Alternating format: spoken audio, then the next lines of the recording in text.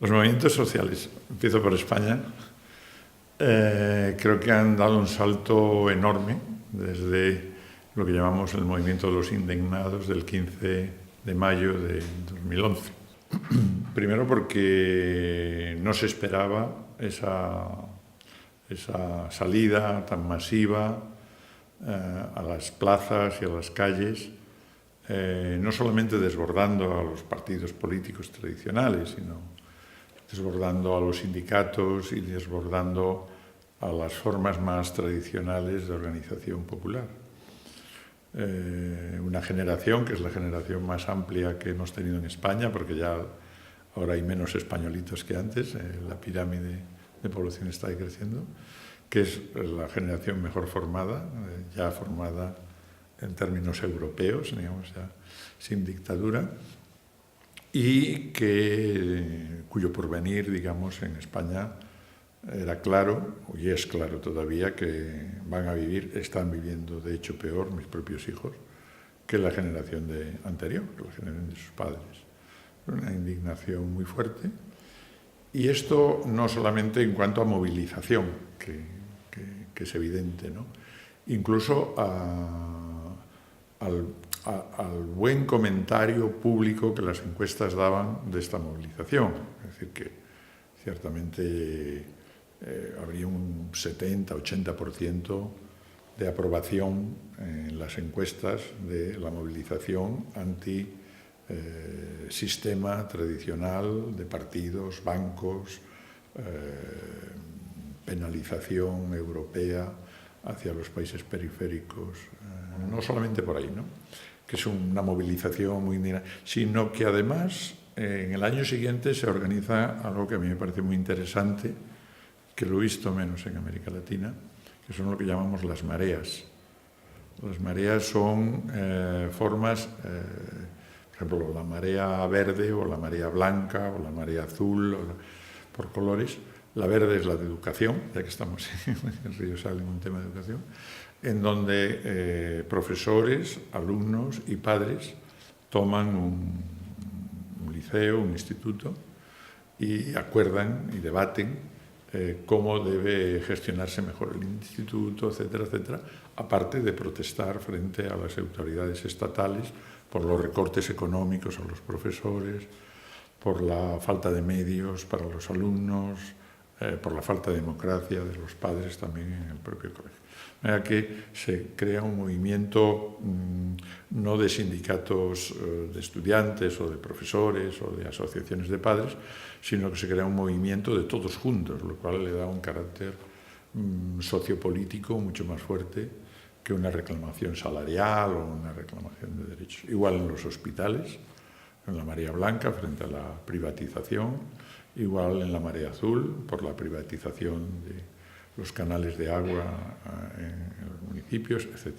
Me parece que ha sido una de las experiencias más interesantes, junto con otro movimiento, la PA, la Plataforma Antidesahucios, que es un ejemplo seguramente en toda Europa de movilización popular solidaria. A cualquier persona que la gente de la vivienda, los dueños de la vivienda lo quieren desahuciar, normalmente bancos que tienen muchas viviendas, gente de su propio barrio, de su propia ciudad, 100, 200 personas pueden llegar a bloquear la calle para que la policía no pueda echar a esas personas. Y da lo mismo que sea un inmigrante ecuatoriano, un inmigrante marroquí, una señora mayor española o una familia que se ha quedado en el desempleo. Esos movimientos han sido muy fuertes, tan fuertes que hoy día la alcaldesa de Barcelona es la que fue líder del movimiento antidesahucios en Barcelona y su portavoz. Es decir, que luego eso incluso ha tenido también una traducción en términos político-electorales en un momento determinado. Por lo tanto, yo diría que si hay una renovación muy fuerte en los movimientos sociales en general en España, pues eso, desde hace unos 5 años más o menos, que nos ha obligado a los que trabajamos estas cosas y escribimos libros a repensar muchas de las cosas. En América Latina es que creo que hay otro ciclo, estamos en ciclos a veces un poco contrapuestos, ¿no? contrapuestos en el tiempo, ¿no? Las formas no son tan diferentes, pertenecemos a la misma cultura, ¿verdad? ¿Por qué? Porque quizás los grandes movimientos de América Latina se dieron en la década de los 90 para los 2000 y tal, y los gobiernos alternativos que surgieron de todos esos movimientos pues han sido efectivamente a principios de siglo, ¿no? En ese sentido, bueno, los movimientos de América Latina, claro, hablar de todos los movimientos a la vez es imposible porque es muy grande y muy diversa. Yo diría que el movimiento del MST, que es un movimiento de los sin tierra en Brasil, es para mí el más importante, el más organizado, el más ejemplar por sus formas de asambleas, de acampamentos, de asentamientos, por la concepción que tienen de la educación y de la salud autoorganizada. Me parece ejemplar, pero claro, es un movimiento de clases sociales muy precarizadas, muy marginadas, que tiene poco que ver en ese sentido con los movimientos que yo les estaba contando ahora, que son más bien en Europa y en concreto en España de otro tipo, ¿no? Y ya no le digo nada a los movimientos indígenas de Ecuador o de México, por decir algunos, que son muy potentes desde mi punto de vista, que tienen una gran capacidad de autoorganización, que les viene incluso de su experiencia milenaria de pueblos originarios, de formas ya organizativas propias, que tienen poco que ver, por otra parte, con las formas occidentales, ¿no? Yo sí, por ejemplo, hice una comparación, porque alguna comparación hay que hacer, entre el movimiento agroecológico, es decir, producción orgánica que tenemos allá en España y que en general somos gente, digamos, más o menos ilustrada, urbana, etcétera, que hemos acordado que se vive mejor con productos naturales y cercanos a la ciudad o cercanos al sitio donde uno consume, con el movimiento agroecológico, por ejemplo, del Ecuador. En concreto estuve 2 años acompañando a uno de esos movimientos, por eso voy así vestido. Las alumnas y los alumnos de Ecuador me regalaron estas camisas tan bonitas, pero aprendí otra cosa con ellos. Aprendí que las cholas que trabajan familiarmente su campito para llevar a la ciudad de Cuenca, por ejemplo, 3 veces en semana, los miércoles, sábados y domingos, sus productos orgánicos, sus productos ecológicos, no tienen interés en entrar en la lógica capitalista de acumulación, sino en vivir bien, lo que ellos llaman el buen vivir, con lo que produce. Esto quiere decir, para que se haga una idea, estábamos ayudando a hacer el plan estratégico con esta organización popular y ellas vendían todo. Es decir, a las 6 de la mañana llegaban a la ciudad, a las 9 de la mañana usted iba a comprar y ya no encontraba ni una lechuga ni un tomate, lo habían vendido todo. También porque la población urbana se va concienciando ecológicamente, hay turismo ecológico, etc. Entonces le decíamos, bueno, ¿y por qué no producen más? Y con mucha sabiduría, y esto indica el carácter del movimiento popular en este caso, era, bueno, nosotros ya vivimos bien así. Producir más significa tener que adquirir más tierras, contratar empleados, aumentar toda una organización empresarial. No tenemos interés. Nosotros tenemos una agricultura familiar de mi marido, yo, los muchachos, no sé qué, vivimos suficientemente bien y esto es el buen vivir.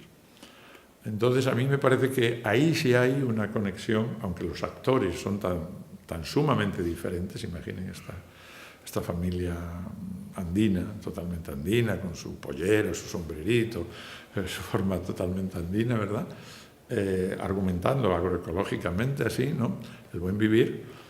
Y curiosamente, si yo ahora encontrara a un joven de mi pueblo que argumentara agroecológicamente, posiblemente diga exactamente lo mismo, pero posiblemente va vestido con rafta y lleva un pañuelo palestino o algo así, y es un joven universitario, y etcétera, etcétera. Entonces, las diferencias y las similitudes es que creo que en los contenidos nos vamos acercando mucho, aunque en las formas hay procesos que vienen de orígenes muy distintos, muy diferentes. A ver, es que yo creo que la educación popular o las formas que nosotros trabajamos de metodologías participativas son minoritarias en las universidades.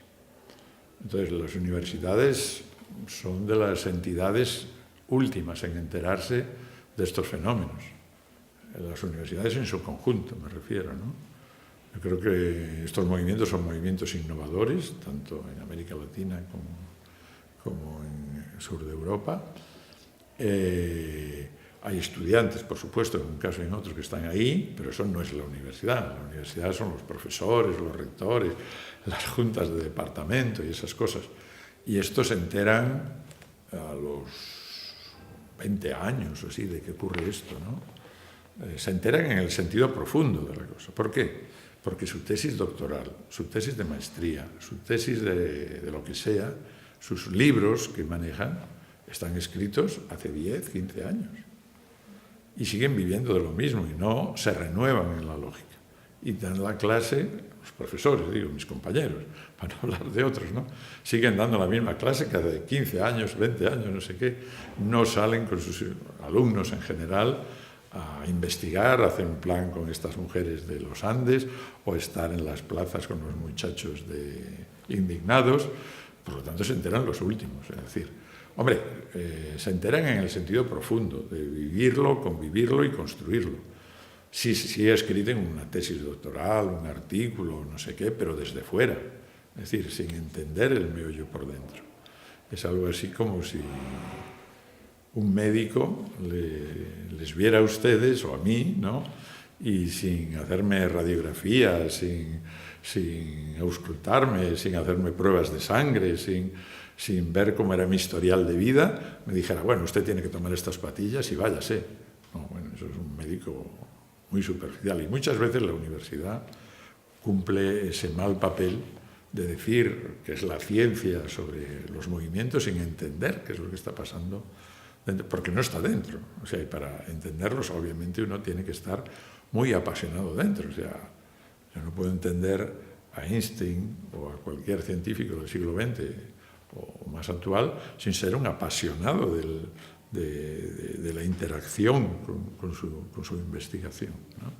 Sin embargo, estos otros son profesores objetivos que no se van a manchar las manos con la realidad de los movimientos sociales o de lo popular, esas cosas. Bueno, yo creo que la universidad está ahí, básicamente, incluso diría que va peor. Los estudios son cada vez más cortos, les ponen más asignaturas a la gente, más superficiales. La gente ya se forma no en la universidad, sino en la posuniversidad, ya en maestrías y en doctorados, pero las carreras están perdiendo valor realmente para las profesiones. En cambio, las metodologías participativas, permítame que hable más de metodologías participativas que de educación popular, porque yo entiendo menos de educación popular, entiendo más de metodologías participativas. Por su propia definición, por su propia construcción, sí están implicadas hasta el fondo con los movimientos sociales. Y por lo tanto acertarán más o menos, pero sí se enteran. Se enteran no porque lo vean y lo describan, sino porque están construyendo con el propio movimiento los procesos mismos. Y entonces, los que estamos en esas nos sorprendemos, nos dejamos sorprender por las innovaciones de un movimiento juvenil o de un movimiento de pueblos originarios o por un movimiento de mujeres o por un movimiento de toma de una fábrica o por un movimiento cooperativista. ¿Por qué? Porque estamos ahí dentro y en la esencia de una metodología participativa, sobre todo en las versiones que nosotros estamos trabajando en varios países de América Latina y en el sur de Europa, bueno, pues es una co-construcción del conocimiento. Es decir, no construimos el conocimiento y los informes nosotros, solos, sino que los construimos, quizás los escribimos nosotros, pero las grandes líneas, los grandes objetivos, para qué se quiere eso, con quién hay que construirlo, eso es grupos de la comunidad, grupos de la cooperativa, grupos del movimiento social, quienes dicen, estas son las grandes líneas, esto es lo que nos interesa, esto es lo que usted tiene que ir por ahí para diagnosticar o para proponer y construir con nosotros vías alternativas. Un poco por ahí. De hecho, en este viaje que estoy haciendo por América Latina, estamos preparando un gran congreso mundial en junio 2017 en Cartagena de Indias, con gente de todo el mundo, es decir, gente que vendrá de Asia, por ejemplo, de India, ¿no?, que hay un gran movimiento, de Australia, de Estados Unidos, de Europa y, por supuesto, de América Latina, donde hay redes ya, en la mayoría de los países, redes de profesionales, con movimientos sociales, que están practicando todo este tipo de metodologías.